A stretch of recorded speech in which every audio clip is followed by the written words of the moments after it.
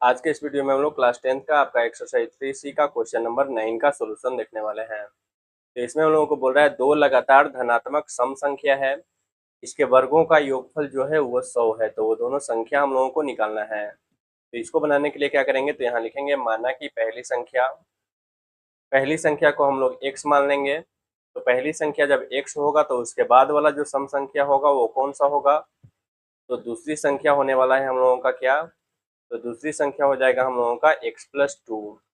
पहला अगर दो सम संख्या है तो दो के बाद कौन सा सम संख्या होगा, तो वो होता है 4। अगर पहला सम संख्या 10 है तो 10 के बाद कौन सा सम संख्या होगा, तो वो होगा 12। अगर पहला सम संख्या 48 है तो 48 के बाद कौन सा सम संख्या होगा, तो वो होगा हम लोगों का 50। यानी सब जगह अगर एक सम संख्या पता है तो उसके बाद दूसरा नंबर पता करने के लिए उसमें दो जोड़ते हैं।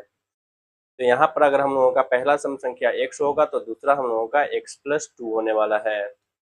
अब हम लोगों को क्वेश्चन में बोल रहा है कि उसके वर्गों का योगफल जो है वो 100 है। तो यहाँ लिखेंगे हम लोग प्रश्न से, और प्रश्न में क्या बोल रहा है कि उसके वर्गों का जो योगफल है वो 100 है। यानी पहला संख्या x इसका वर्ग करेंगे और दूसरा संख्या x+2 इसका वर्ग करेंगे, और ये दोनों का जब योगफल निकालेंगे तो वो हम लोगों को 100 प्राप्त हो रहा है।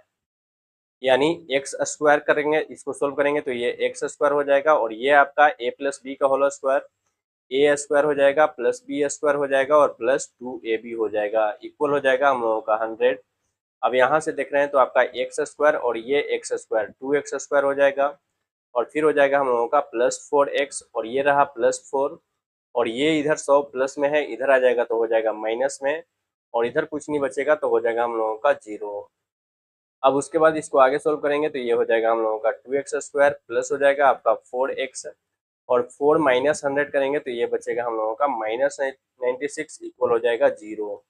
अब फिर यहाँ से दो सब में है, कॉमन ले लेंगे तो यहाँ से बचेगा हम लोगों का एक्स स्क्वायर, प्लस में होगा 2x और माइनस हो जाएगा 48 बराबर हो जाएगा 0।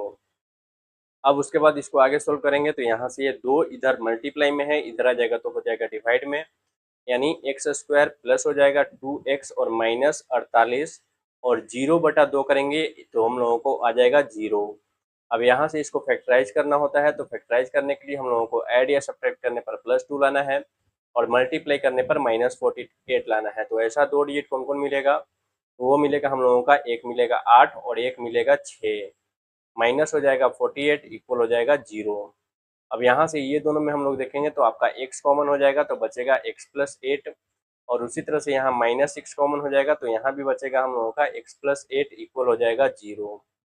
अब x+8 आपका यहाँ भी है और यहाँ भी है, फिर से इसको कॉमन ले लेंगे तो ये x+8 कॉमन हो जाएगा, बाकी बच जाएगा हम लोगों का x-6 और इक्वल हो जाएगा 0।